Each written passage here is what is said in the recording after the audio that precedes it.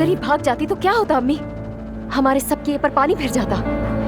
मैं तुम्हारा शौहर हूँ।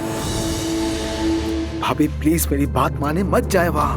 एहसान, मैं उन लोगों से बिल्कुल नहीं डरती।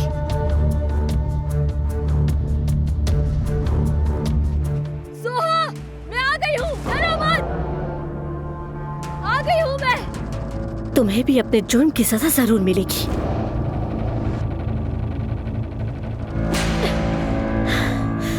इस हवेली से जिंदा नहीं जा सकती। आप सिर्फ जान छुड़ाना चाहती थी। आप चाहते हैं कि वो वहां जाए और मर जाए।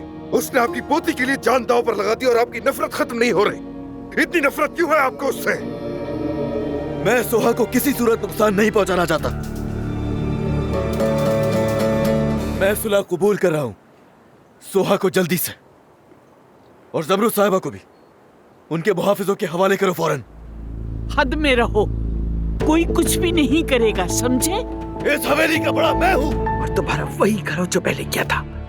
तुम्हारा वही करो ताकि अपने खानदान को बचा सको और जमरुद को भी उसकी असल जगह भेज दो।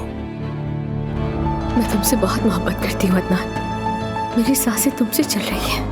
मैं मर भी जाऊं तब भी तुमसे ही मोहब्बत करूंगी, क्योंकि तुम मेरे लिए सबसे बढ़कर हो।